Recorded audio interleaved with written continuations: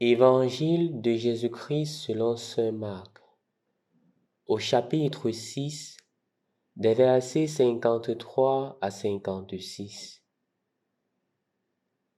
En ce temps-là, après la traversée abordant à Génézareth, Jésus et ses disciples accostèrent. Ils sortirent de la barque, et aussitôt les gens reconnurent Jésus. Ils parcoururent toute la région et se mirent à apporter les malades sur des brancards, là où l'on apprenait que Jésus se trouvait.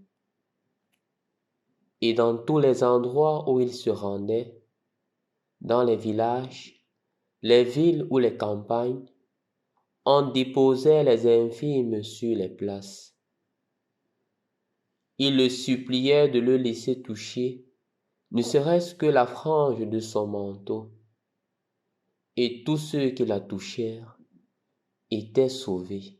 Au nom du Père, et du Fils et du Saint-Esprit. Amen. Loué soit Jésus-Christ. Nous continuons notre méditation dans l'évangile de Saint Marc. Mais aujourd'hui, nous avons la grâce de méditer cet évangile en rapport avec une sainte qui a inspiré plusieurs autres saints que nous verrons à l'instar de Sainte Lucie.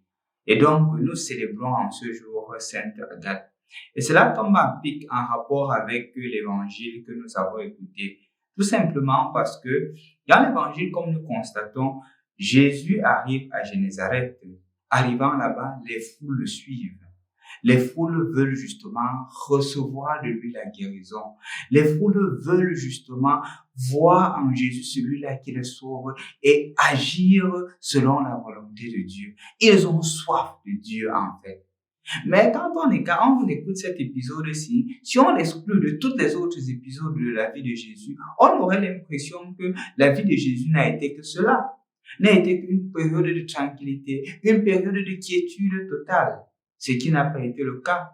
Pas plus tard qu'au début de ce chapitre, on a remarqué combien Jésus était repoussé par les siens. Quand il arrive chez lui, on dit, mais ce n'est pas le fils du charpentier là, ce n'est pas ce fils-là. Ces ceux ne sont pas chez nous? Non, ça ne peut pas être Jésus, ça ne peut pas être le Messie. Mais il ne s'est pas découragé. Il a persévéré parce qu'il savait en qui il avait mis sa foi. Ayant persévéré, cela a porté du fruit. Cela a porté du fruit. Cela va en étroite collaboration avec Sainte Agathe que nous célébrons en ce jour. Même si, comme je l'ai dit tantôt, elle a inspiré Sainte Lucie et elle a obtenu la guérison de sa maman, ça ne veut pas pour autant dire que la vie de Sainte Agathe était assez simple, même si elle venait de famille noble, aux environs du IIIe siècle, aux années 200. Ce n'est pas que ça a été toujours facile. C'est vrai qu'elle a grandi dans une famille noble, une famille vraiment heureuse. Mais quand elle atteint l'âge de mariage, qui est aux environs de 14 ans, à cette époque, 14 ans, 15 ans, il y a le consul qui voit justement les parents qui sont riches, qui sont vraiment nobles, Cassien, et il se met à demander la main d'Agathe. Mais Agathe, qui était chrétienne, qui était une femme assez religieuse, n'accepte pas cela. N'acceptant pas, on la prend, on la jette dans une maison de prostitution et elle subit tout ce que vous pouvez vous imaginer dans cette maison-là.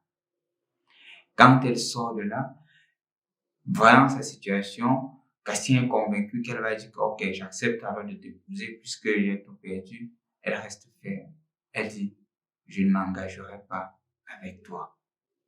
C'est ainsi que, prenant son autorité, il la fait juger. Elle reste ferme sur sa position et on la jette en prison. Parce que justement, Cassien avait constaté qu'elle était chrétienne. On la jette en prison, on la fait subir toutes sortes de tortures. On prend des pinces et on coupe ses seins avec. C'est pour cela qu'à cette époque, il y avait des mamans qui allaitaient et qui demandaient son intercession. Elle a subi toutes ces tortures-là. Et quand elle ressort, elle guérit miraculeusement dans la prison, elle réaffirme sa foi. Elle réaffirme son appartenance au Christ. Elle réaffirme justement celui qui l'a guéri. au point où Cassien fait des braises et Cassien la jette dans ces braises. Qu'elle meurt grillée et on la jette toute nue. Elle reste ferme dans sa foi. C'est vrai que il y a eu des événements qui ont fait ce que on la retire des braises, on la dépose en prison et qu'elle meurt en prison. Elle a été déclarée par l'Église comme la sainte patronne des personnes violées et torturées. De nos jours, la vie d'Agathe a inspiré une et plusieurs personnes. La vie d'Agathe a été un moyen de conversion pour la première communauté naissante dans les années 253, où les personnes se sont engagées à suivre le Christ. Les personnes ont compris la ténacité, la fermeté dans l'engagement chrétien et ils ont vécu fermement en voyant cette dame, cette jeune fille résister à cause de son appartenance à Jésus, à cause de sa fidélité à Jésus, résister au tyran. Elle a inspiré beaucoup.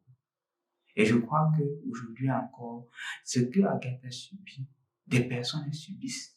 Nous avons écouté dans les médias, nous avons écouté dans les réseaux sociaux, une personne qui à lui seul a fait plus de 100 viols dans notre pays, à lui seul, et qui n'est pas inquiété. On se demande clairement où vont ces personnes-là. On se demande clairement qu'est-ce que ces personnes ont subi pour mériter cela. Même s'il y a peut-être certaines qui étaient consentantes, mais il y a une bonne majorité qui n'ont pas été consentantes, qui ont été abusées dans leur dignité de personne humaine, dans leur dignité de fils et filles créés à l'image et à la ressemblance de Dieu. Même des femmes enceintes. On se demande vraiment où va le monde. Je crois que Sainte Agathe, pour une ou plusieurs raisons, devient pour toi qui as subi cela un modèle de refuge en Dieu. Ce qui a soutenu Agathe dans ce qu'elle a subi, c'est qu'elle a trouvé les forces en Jésus. Elle a trouvé les forces en Dieu. Et c'est justement dans ces forces-là qu'elle a dit, je tiendrai jusqu'au bout. On parle de ces cas, on parle de plusieurs personnes qui au quotidien sont violées, sont abusées, sont torturées et ne peuvent rien dire parce qu'ils n'ont pas les moyens suffisants pour se défendre. Demande la force. Sainte Agathe intercédera pour toi. Moi, je prierai pour toi afin que le Seigneur puisse te guérir. Non seulement du traumatisme physique, mais aussi du traumatisme psychologique, du traumatisme spirituel que tu es en train de subir. Parce que le Seigneur ne t'abandonne pas. Il sait mieux que toi. Il sait mieux que moi ce que tu souffres, ce dont tu es en train de subir. Et il ne t'abandonnera pas.